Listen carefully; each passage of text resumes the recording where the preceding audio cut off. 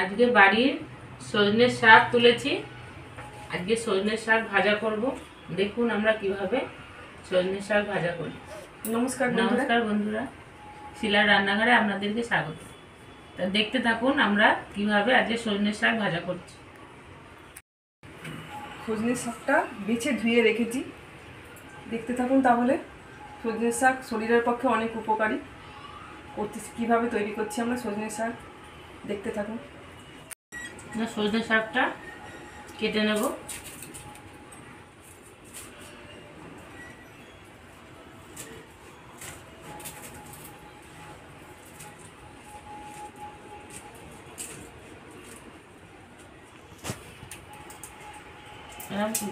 ঝিরি ঝিরি করে কেটে নেব।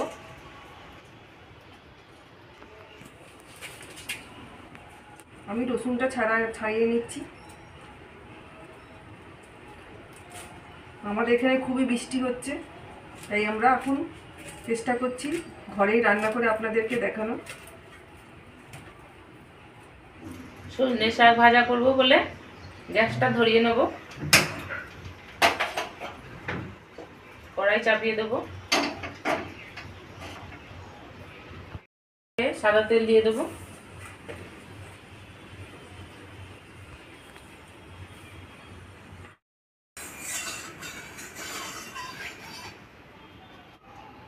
তেলটা গরম হয়ে গেছে, কালো জিরে ফোড়নে দিয়ে দেবো।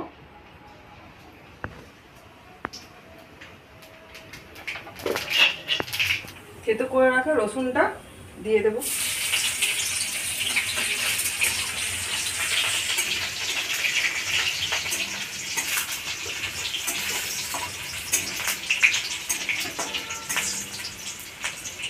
রসুনটা লাল লাল হয়ে গেছে, এর মধ্যে এবার শাকটা দিয়ে দেবো।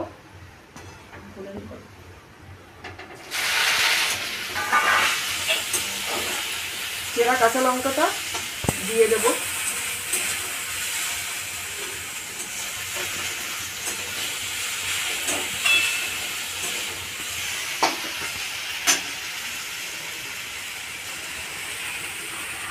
পরিমাণ মতো লবণ দিয়ে দেবো।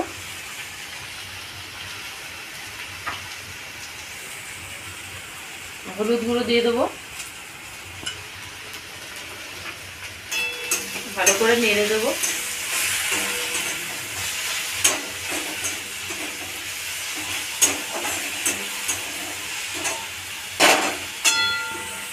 করে নেড়ে দিতে হবে।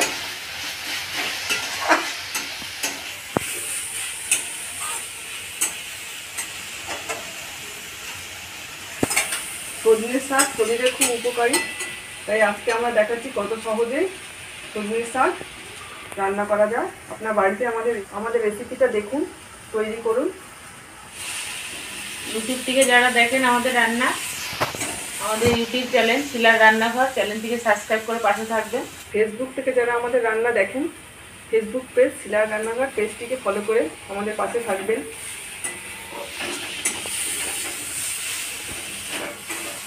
সজনে শাকটা একটু শক্ত শক্ত তো, তাই আমরা ভেজে নিয়ে অল্প জল দিয়ে দিচ্ছি।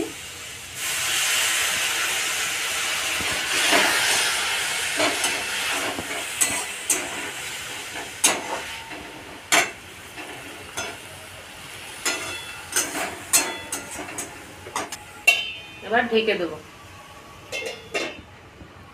খুলে দেখে নেব।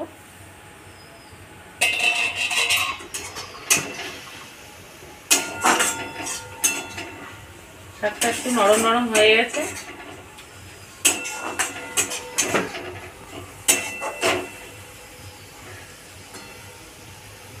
একটু জোর বাড়িয়ে নিয়ে ভেজে নেব।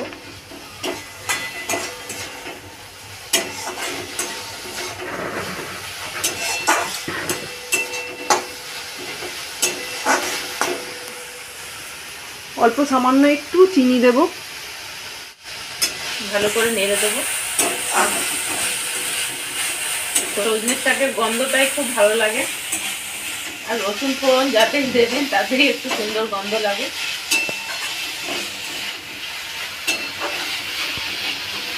আপনারাও বাড়িতে তৈরি করে দেখবেন সজনের শাকটা। খেতে খুব ভালো লাগে।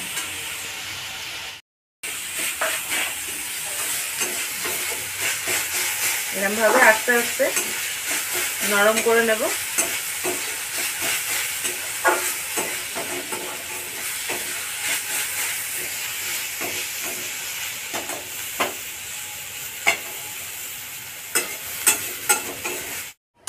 আমার শাকটা ভাজা ভাজা হয়ে গেছে, এবার নামিয়ে নেব।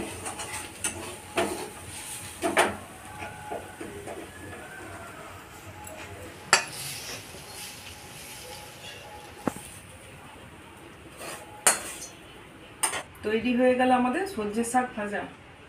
আপনার পুরো রেসিপিটা দেখুন কিভাবে আমরা তৈরি করলাম সজনের শাক ভাজা। ভালো লাগলে লাইক করবেন, শেয়ার করবেন, কমেন্ট করে জানাবেন। আমাদের ইউটিউব চ্যানেল শিলার রান্নাঘর, চ্যানেলটিকে সাবস্ক্রাইব করে পাশে থাকবেন। আমাদের ফেসবুক পেজ শিলার রান্নাঘর, পেজটিকে ফলো করে আমাদের পাশে থাকবেন। ভালো থাকবেন, সুস্থ থাকবেন, আমাদের পাশে থাকবেন। ধন্যবাদ।